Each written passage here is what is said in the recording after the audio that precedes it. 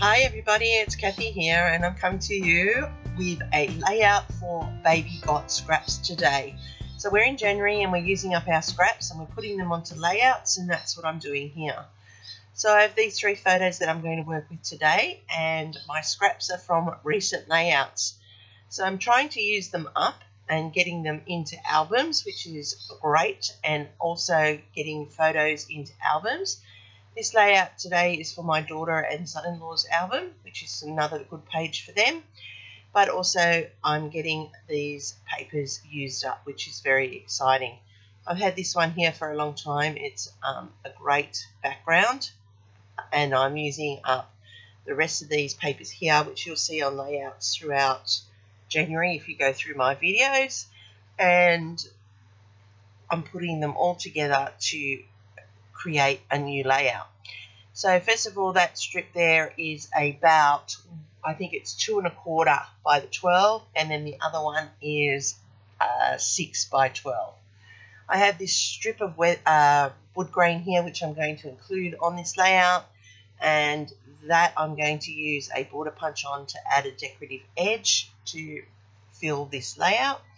And then I have my 3 photos, which I'm going to put to the side. Now, I just realised that I had this one a little bit too wider. I wanted it a bit shorter so that you see more of that background rustic, what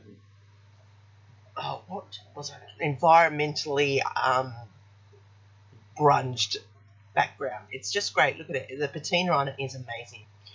So what I'm doing here is I'm just roughing up the edges, and I'm going to leave it roughed up. I'm not going to mount it onto a cardstock, which I normally would do. I'm just going to leave this one rustic looking, but I am in a couple of places going to distress it a little bit more so that that paper, which is going to be the main focus on the background, peeks through on the edges.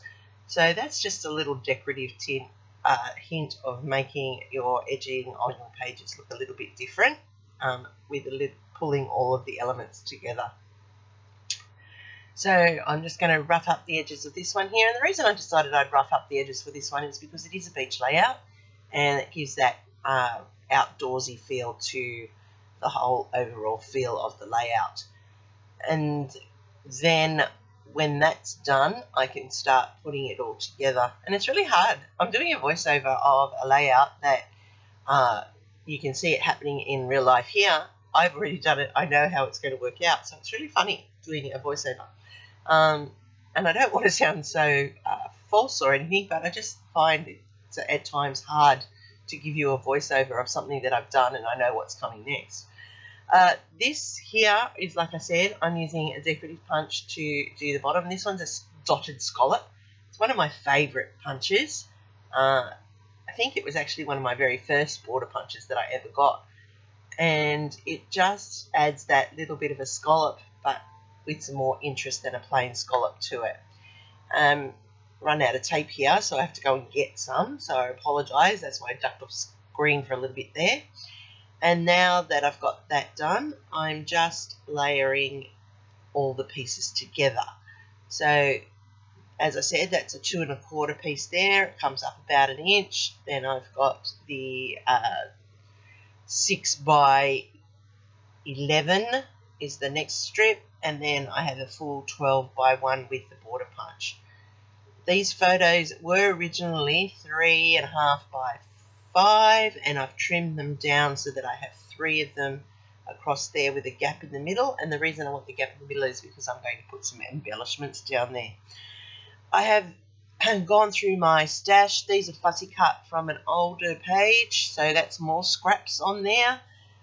They are the jellyfish, and the reason I chose the jellyfish is because my daughter, who's in this photo, when she was at school, that was her nickname, Jellyfish. Don't know why.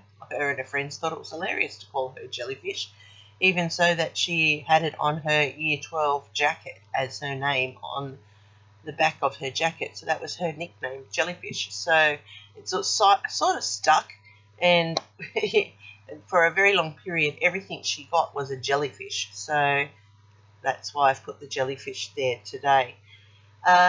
as I said, this is going in my daughter's album, so she will journal it. I'm just pulling it together with the photos. I made an album for them for Christmas last year, and there were like a few pages in it. They'd done it, but she made the comment of saying, "Oh, we haven't really done much to put in our album." So I'm making sure that every time we're together now, I'm collecting some photos. Plus, if she is out doing stuff, I'm taking photos from her and putting them together in an album. Her husband actually really enjoyed the Christmas album.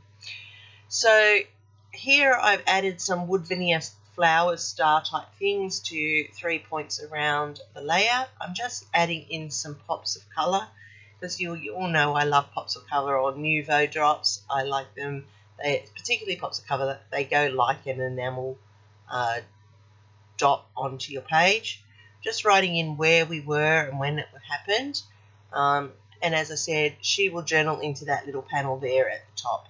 So I like how this has come together. The fish are the sea element with the jellyfish and the seaweed there.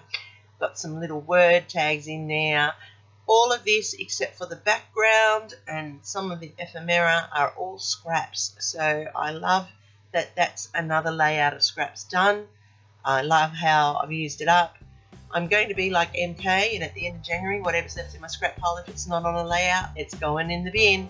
So I'm going to be really strict this year with that. The playlist is down below for all the people who are creating with their scraps. Go check out though. Lots of inspiration, especially if you want to stretch your budget. Thanks for watching. Happy scrapping, everybody. Here's my next recommendation to you, and I'll see you real soon.